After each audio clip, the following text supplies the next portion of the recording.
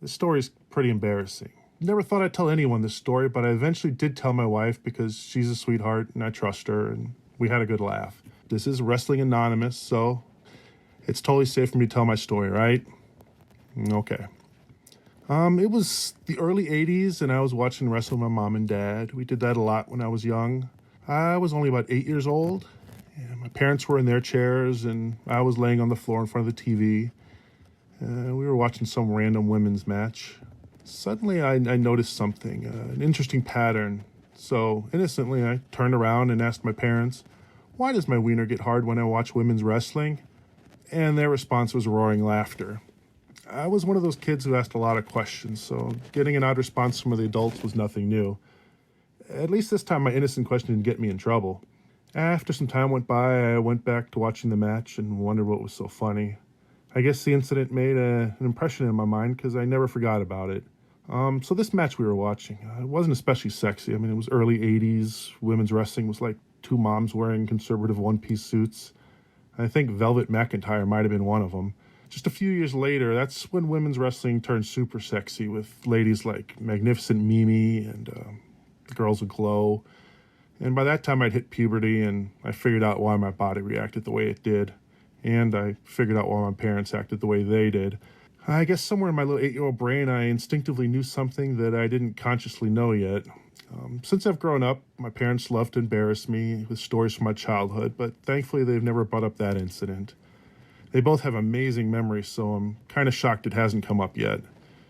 And even 40 years later, whenever we start talking about wrestling, I get kind of nervous.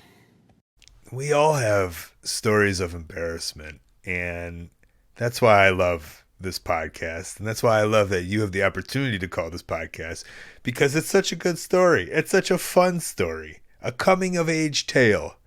Well, not at that age, but a coming-of-age tale of learning about your own sexuality through wrestling. And even if you're a public figure, like you said, you don't want really anyone to attach you to this, but it's a story and it's fun to get out there, and that's why this podcast is here. Own it.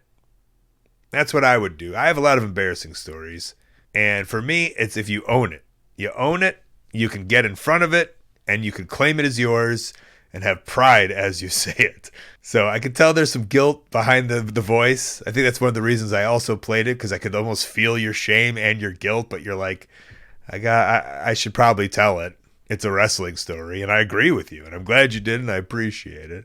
And even though you sexualize these wrestlers, you were so young, I don't feel it was very malicious. It was just your surroundings. It was wrestling in your surroundings, and it is what it was. I think that was kind of my takeaway from it. So as much as the incident wasn't necessarily innocent, I believe the call was innocent, and that's why I think it's a very cool juxtaposition.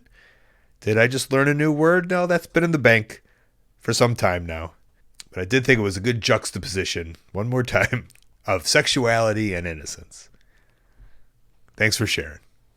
Hey, thanks for watching. That call was part of a whole podcast called Wrestling Anonymous. Listen to the whole thing weekly wherever you listen to your podcasts. Go subscribe. And while you're at it, subscribe right here on YouTube to Colt Cabana's channel. Thank you.